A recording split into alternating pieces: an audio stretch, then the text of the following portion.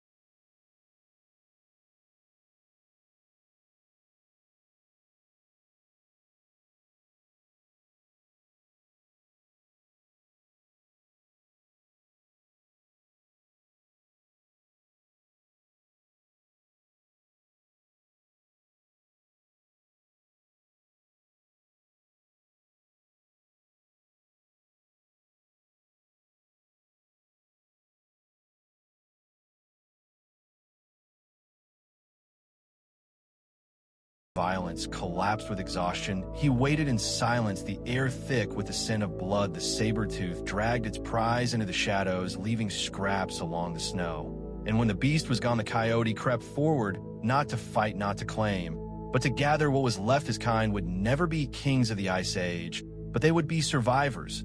And in this world, that was a crown greater than gold. The seasons turned, those seasons in the Ice Age were not as we know them. Now summers were brief and pale, winters long and merciless. Yet within these shifting tides, the coyote began to feel the pull of change. Food grew scarce, the storms harsher, the mammoth herds seemed smaller with each passing year, and whispers of something unseen drifted across the frozen lands. It was not a predator of flesh, but of sky and air. The climate itself was shifting, and the Ice Age, which had lasted for thousands of years, began its slow collapse. The coyote did not understand such forces, not in words, not in thought, but in instinct. He sensed it in the silence of the trees, and the thinning of the snow, and in the hunger that gnawed earlier and lasted longer. Each year, one evening, he followed smoke rising into the cold twilight. At first, he thought it was the earth itself breathing fire, but then he saw them, humans pale-skinned, draped in hides, their hands clutching spears tipped with stone. Their fire danced against the shadows,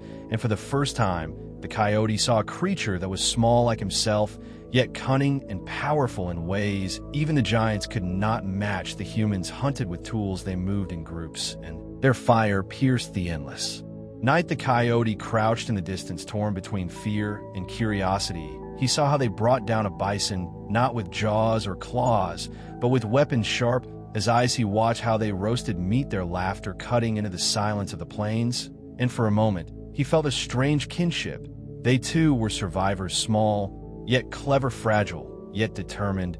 But unlike the coyote, their power was growing. They were carving themselves a place in the food chain, not by strength, but by ingenuity. It was the same lesson he had lived: by patience, cunning, adaptation. But here it was magnified in a way that would reshape the world. And though he could not know it, then the paths of human and coyote were destined to cross again and again until their lives were forever entwined.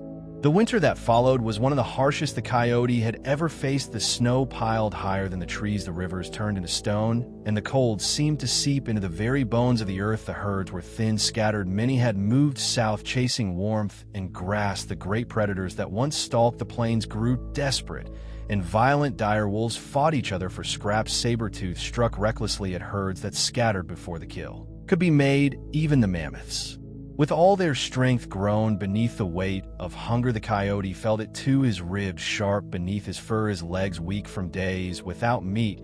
Yet even in this frozen silence, he endured, for hunger was not new. It was a companion, one he had grown to understand. He searched along the edges of hunts, stealing what he could. He followed the tracks of humans who left bones behind after their feasts, and he discovered that sometimes the smallest morsel was enough to carry him another day. One night, beneath a sky filled with stars like frozen sparks, he lifted his head and howled, his voice thin against the silence, yet strong in defiance. It was not the howl of a conqueror. It was the cry of a survivor, a declaration to the frozen world that he was still alive, that despite the giants, despite the storms, despite the endless night, his kind would endure. And that howl carried across the ice, across the forests, across the mountains, a sound that would echo not just in the Ice Age, but across millennia into the present. For the coyote's story was only beginning. The land was changing faster now, faster than the coyote had ever known.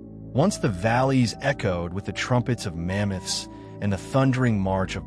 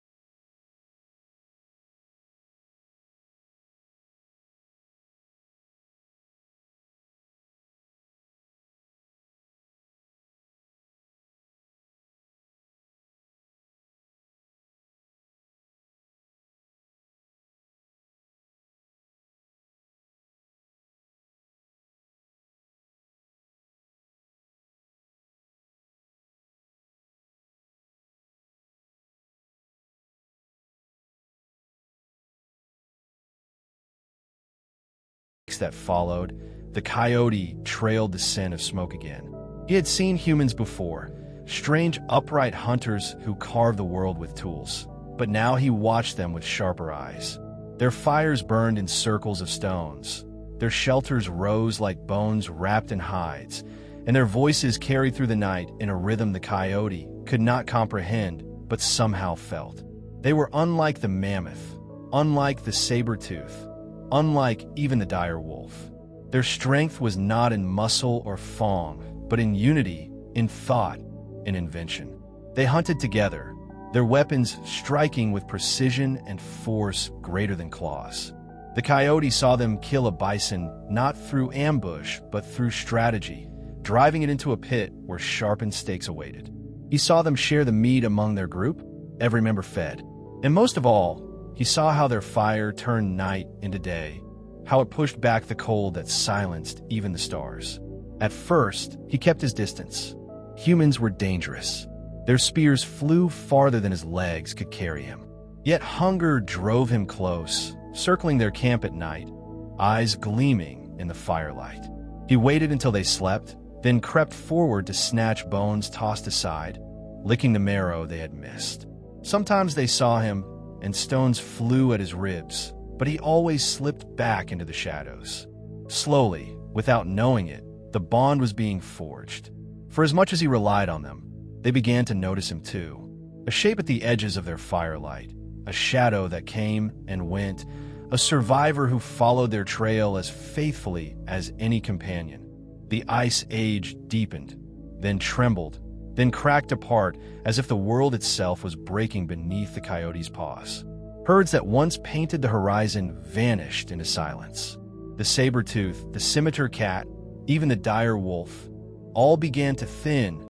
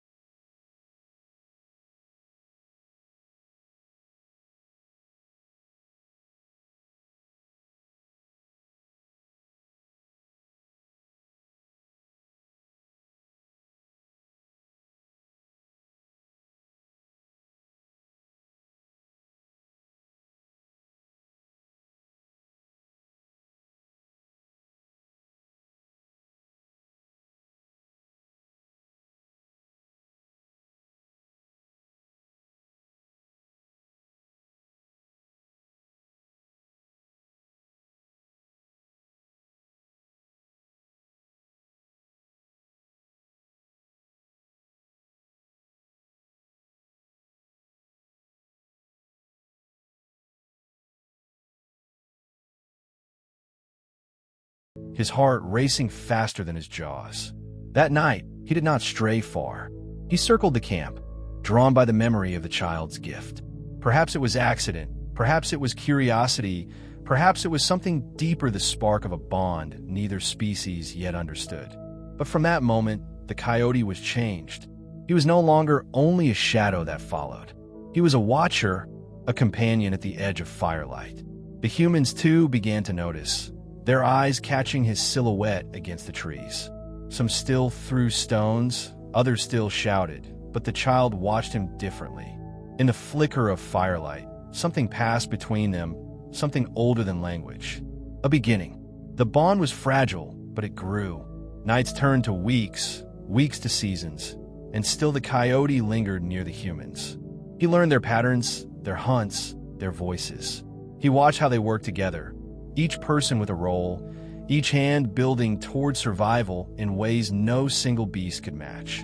He saw how they made tools from stone sharper than claws, how they wrapped hides to keep out the cold, how they carried fire wherever they went, bending even the darkness to their will. And slowly, the humans began to see the coyote differently as well. They noticed his sharp eyes, how he detected danger before it approached, how his ears twitched at the sound of unseen prey, how his presence meant something more than nuisance. When predators drew near, dire wolves, saber cats, bears, the coyote's warning growl reached the humans first, buying them precious moments to ready their spears. At times, they left bones closer to the fire, scraps thrown not just away but toward him. At times, they did not chase him off at all. He began to rest in the circle between shadow and flame. Not within the camp, but not far from it either. Close enough to feel warmth, far enough to flee if danger struck. This edge of firelight became his new world, a place where wild and human overlapped. Here, a partnership was being born, not yet friendship, not yet loyalty, but a shared survival that would echo through thousands of years. The coyote had stepped into the future, though he could not know it, and the future was stepping toward him too. The coyote now lived between two worlds. One was the old world of the wild, where instinct ruled, and every day was a gamble of hunger and fear. The other was the new world of humans, where fire glowed and voices hummed in the night, where spears struck with precision, and where scraps of food sometimes waited just beyond the flames. Yet he did not fully belong to either. The wolves still chased him from their kills, their snarls deep and threatening, their packs too strong for him to face. The humans still saw him as half threat, half scavenger, always close but never fully trusted. And so the coyote walked the line between. He hunted small prey in the forest, rabbits darting through the brush, birds startled from the undergrowth. He crept into the meadows at dusk to watch the humans return with their kills, sometimes trailing them from a distance, sometimes circling nearer when the scent of blood grew strong. Nights were the hardest, for in them his longing split him in two. The wild called him with its cold stars, with the howl of his kin echoing across distant ridges. But the fire called him too,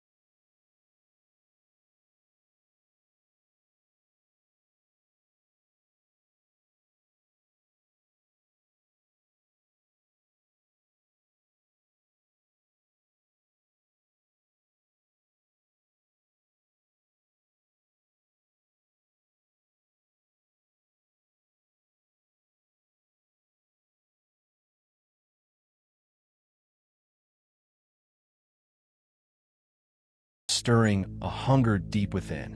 But when he woke, the boy's face was there, the crackle of fire close, and hunger no longer felt so sharp. He was bound to both worlds, unable to choose one without losing the other. Fire had changed him, but shadow had not released him. And so he lingered between, shaping a story neither wolves nor humans had known before. That spring, the bond between coyote and humans was tested in blood. A hunt had gone wrong. The men had cornered a young bison calf, but the herd turned back, massive.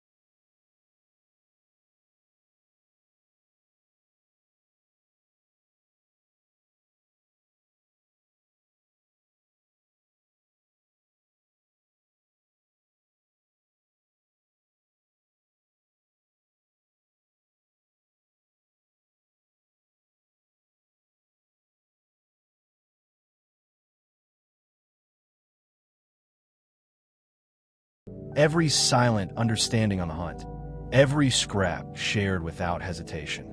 The other humans no longer saw the coyote as just a scavenger. Some still regarded him with caution, but most saw him as an omen of resilience, a spirit who had chosen to walk beside them. And so, without ritual or vow, a pact was forged, the pact of survival. It was not written, not bound by law, but lived in blood and breath and trust. The Ice Age was shifting. The great beasts grew fewer, the world warmer, less certain. But in that uncertainty, the coyote had found something rare, not just survival, but belonging. He was no longer trapped between two worlds. He had made them one. And as he raised his head to the spring moon, his howl no longer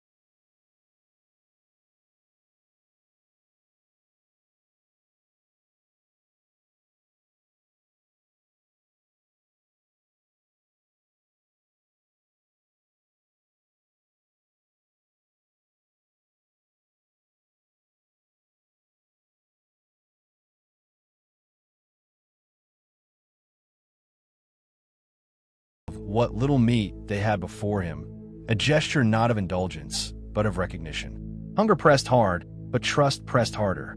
And in that trust, the coyote found strength, the boy found resolve, and together they endured what might have broken them apart.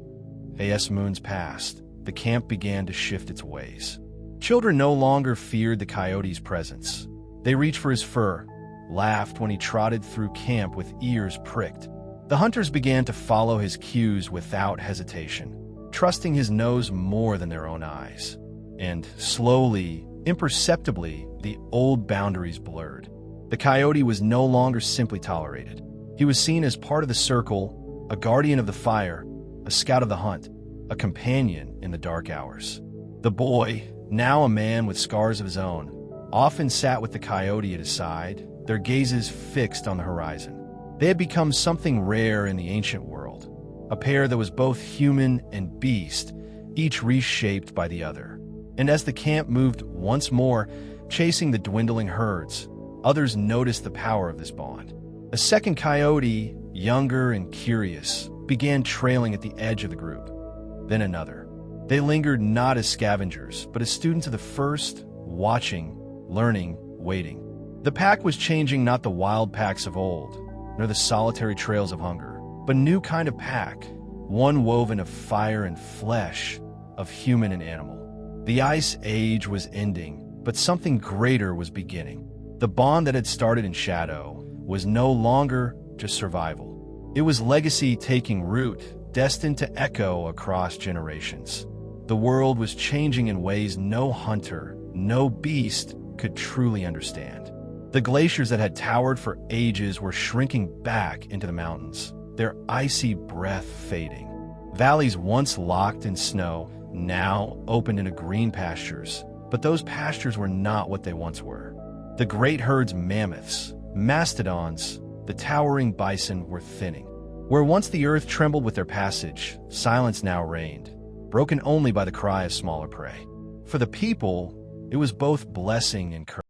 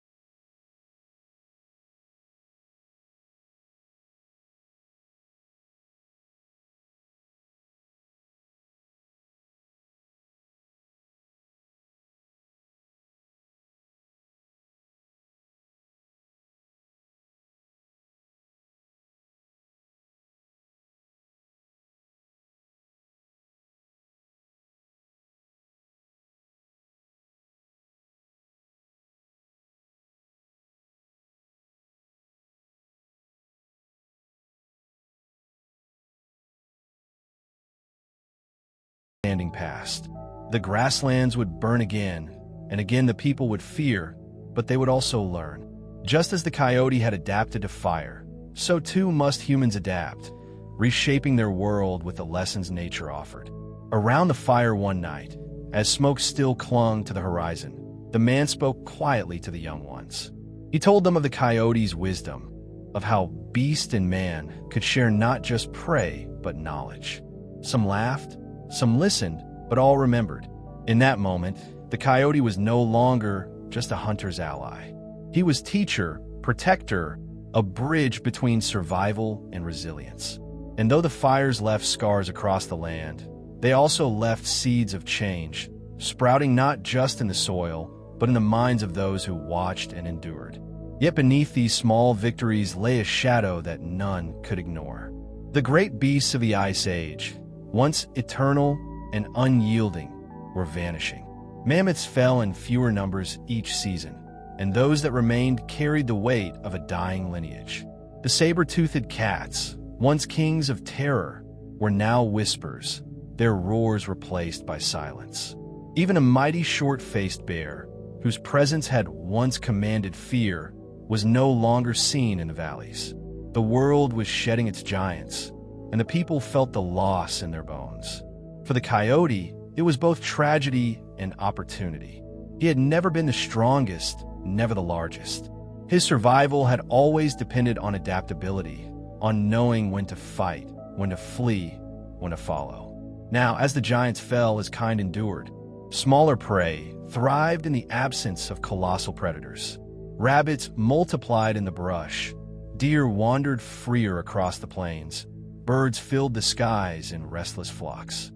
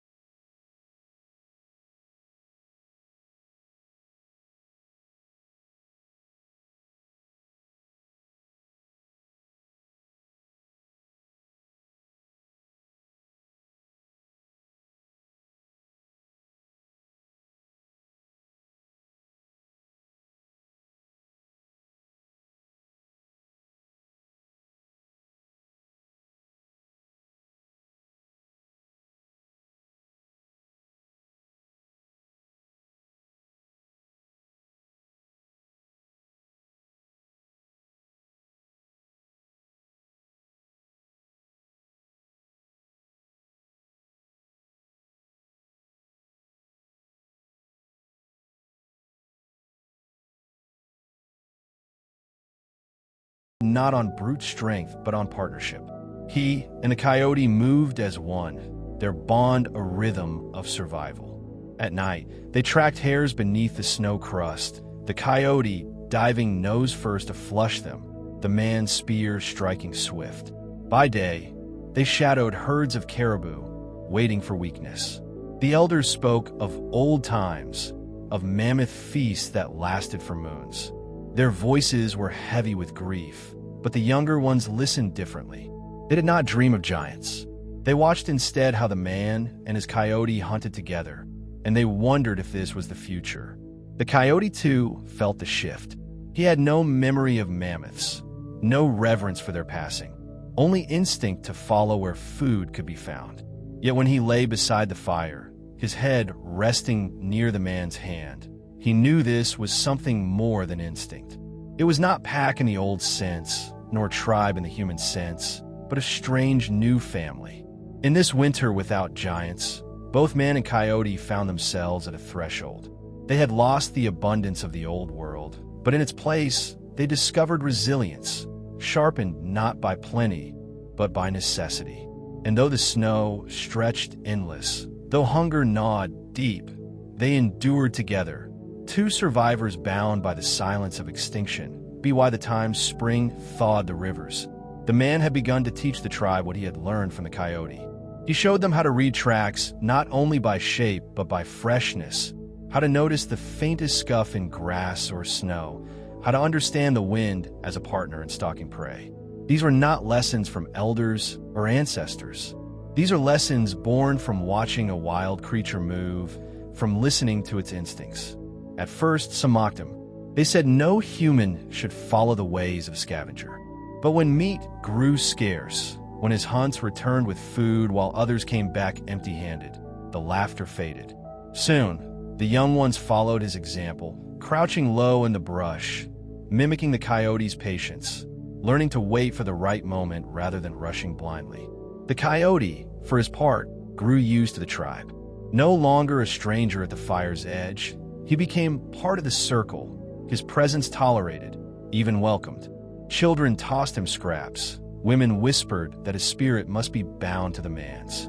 Sometimes, when the tribe's dogs barked warnings at the edges of camp, the coyote would lift his head and snarl, standing beside humans as if he belonged. In this way, a new tradition began, not spoken, not written, but lived. Man teaching man through the eyes of a beast. Beast learning, too, the rhythm of human survival. And as the seasons turned, those who watched closely understood. The line between wild and tamed was not a wall, but a path. Step by step, they were walking it together, into a future neither tribe nor coyote could yet name. One night, under a sky heavy with stars, the man dreamed. In his vision, he walked across a plain where no mammoths roamed, no saber-toothed shadows prowled. Instead, he saw fields stretching endless, dotted with small game, deer, and birds. Beside him walked not one coyote, but many, their shapes blurred between wild and familiar, their eyes bright with recognition. He woke with the fire's embers fading, the coyote curled close at his feet, and the dream stayed with him. Dreams carried weight among his people, messages from ancestors or spirits.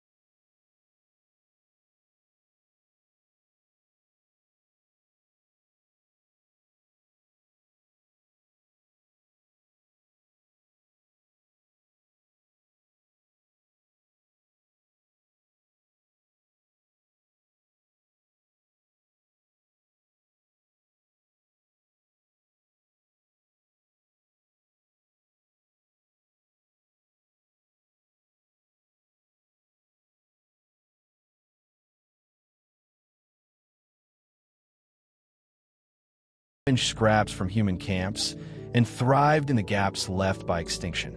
And always at the edge of firelight, his kind lingered, learning, watching, surviving. The man, now older, his hair streaked with gray, sometimes walked to the ridges and looked out over the changing world. He felt both grief and gratitude. Grief for the creatures he had once seen as eternal, gratitude for the one creature still beside him. As he placed his hand on the coyote's head, he whispered words not of sorrow, but of promise. The giants may have vanished, but their memory lived on in the bond between them. A bond not of dominance, but of shared endurance. A bond built not in the age of plenty, but in the crucible of hunger and change. The tribe grew in number, children becoming hunters, hunters becoming elders. Stories were told at the fires, stories of mammoths and saber cats, of battles against winter, of survival when the world itself seemed to end. Yet the stories of the man and his coyote grew just as strong. Children listened wide-eyed as elders spoke of the hunter who had followed the ways of a wild beast, of how together they had found food when none could. The coyote became a figure of respect, no longer just an animal, but a spirit guide, a teacher. Around fires,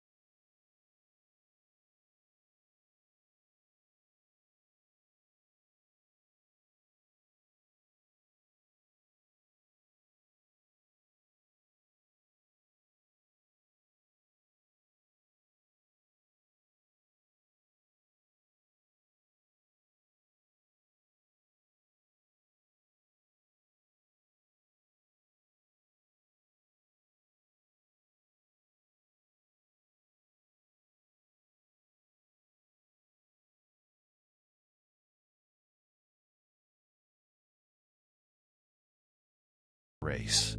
Thank you for watching videos, and good night.